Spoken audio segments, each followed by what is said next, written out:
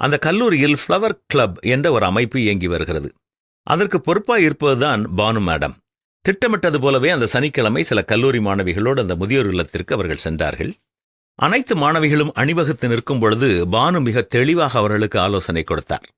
நீங்கள் இனிய முகத்துடன் இந்த பரிசை கொடுக்க வேண்டும். அவர்கள் என்ன பேசினாலும் அன்போடு பதில் கூற வேண்டும். அவர்களை உற்சாகப்படுத்தும் வார்த்தைகளை மட்டுமே பயன்படுத்த வேண்டும் என்பதுதான் அந்த ஆலோசனை. பிள்ளைகள் அனைவரும் முதியோர் இல்லத்திற்கு உள்ளே சென்று சுமார் 1 மணி நேரத்தில் ஒவ்வொருவராய் அந்த முன் அறைக்கு திரும்பி வந்தார்கள்.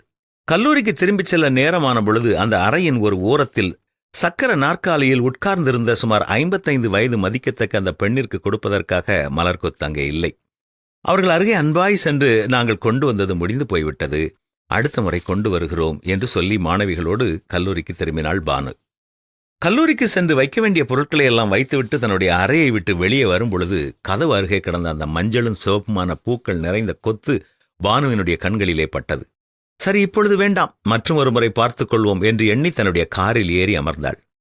அன்பின் செயல்களுக்கு பொறுப்பாயிருக்கிற நீயே அலட்சியம் செய்வாய் என்றால் என்று காதுகளிலே எதிரொலிப்பதை உணர்ந்தாள்.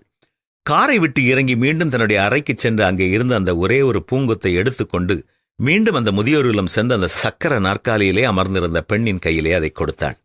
வளைந்து போன விரல்களை கொண்ட அந்த பெண் கண்களிலே ஆனந்த கண்ணீர் பொங்க அந்த பூச்செண்டை தன்னுடைய மார்போடு அணைத்துக் கொண்டாள்.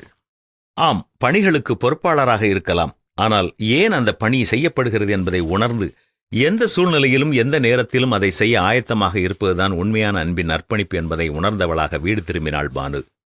நாமும் எத்தனையோ காரியங்களை குறித்து வீராப்போடு பேசலாம், நான் தான் பொறுப்பு என்று மார்த்தட்டிக் கொள்ளலாம். ஆனால் நமது உண்மையான தியாகமான அன்பின் அர்ப்பணிப்பு செயல் வடிவம் பெறுகிறதா என்பதை எண்ணி பார்க்க வேண்டும். அன்பினாலே ஒருவருக்கொருவர் ஊழியம் செய்யுங்கள். கடவுள் ஏற்றுக்கொள்ளும் எந்த செயலானாலும் அதன் வேர் அன்பாயிருக்கிறது.